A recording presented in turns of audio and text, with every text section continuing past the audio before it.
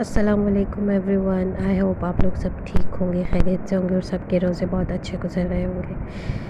آج 20 روزے گزر چکے ہیں اور اب 21واں روزہ ہے، تو ہم چلتے ہیں اس کے وظائف کی طرف۔ 21ویں روزے والے دن ہم نے فجر کی نماز کے بعد اللہ تعالیٰ کا پیارا نام یا حافظو پڑھنا ہے 300 مرتبہ، اور پھر ظہر کی نماز کے بعد اللہ تعالیٰ کا دوسرا پیارا نام یا ناصرو پڑھنا ہے 300 مرتبہ۔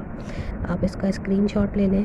فجر کی نماز کے بعد یا حافظو 300 مرتبہ، اور یا ناصرو ظہر کی نماز کے بعد 300 مرتبہ۔ پھر عصر کی نماز کے بعد ہمیں یا باسطو پڑھنا ہے 300 مرتبہ، اور مغرب کی نماز کے بعد دعائے جمیلہ پڑھنی ہے 3 مرتبہ۔ دعائے جمیلہ کا میں آپ کو اسکرین شاٹ دکھا دیتی ہوں۔ یہ دعائے جمیلہ ہے، یہ ہم پچھلی نمازوں میں بھی بہت مرتبہ پڑھ چکے ہیں۔ یہ اس کا آدھا اسکرین شاٹ یہ ہے، آپ یہاں سے اس کی پکچر دیکھ سکتے ہیں اور پڑھ بھی سکتے ہیں۔ بہت ہی اچھی یہ دعا ہے، اور اس کے آپ معنی بھی پڑھیں ساتھ ساتھ، تو آپ کو پتہ چلے گا کہ اس کے پڑھنے کے کیا فائدے ہیں اور کتنی اہم دعا ہے یہ۔ باقی ایک لاسٹ پیج اس کا یہ ہے، دعائے جمیلہ کا یہ لاسٹ پیج ہے، آپ اس کے اسکرین شاٹ لے لیں۔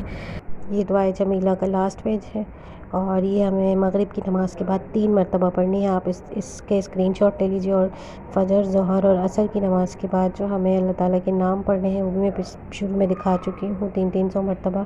اور پھر عشاء کی نماز کے بعد ہمیں سورہ طلاق کی آیت نمبر 3 پڑھنی ہے 25 مرتبہ۔ اور اس کے ساتھ ہی آپ اسکرین شاٹ لے لیں، اس کے ساتھ ہی ہمارے 21ویں روزے کے وظائف یہاں مکمل ہوتے ہیں۔ اب میں ایک اور ویڈیو شیئر کروں گی جس میں آپ کو شب قدر کے وظائف کے بارے میں بتاؤں گی کہ ہمیں کیا پڑھنا ہے اور کیا فضیلت ہے شب قدر کی۔ اور یہ تیسرے عشرے کی دعا ہے، جہنم سے آزادی کی دعا، 100 مرتبہ صبح شام ہمیں یہ پڑھنی ہے، اور جتنی ہو سکے آخری رمضان تک ہمیں یہ پڑھنی ہے، تاکہ اللہ تعالیٰ ہمیں جہنم سے آزادی دے۔ اور میرے چینل کو لائک، سبسکرائب اور ویڈیوز کو شیئر ضرور کریں۔ دعاؤں میں یاد رکھیں۔ اللہ حافظ۔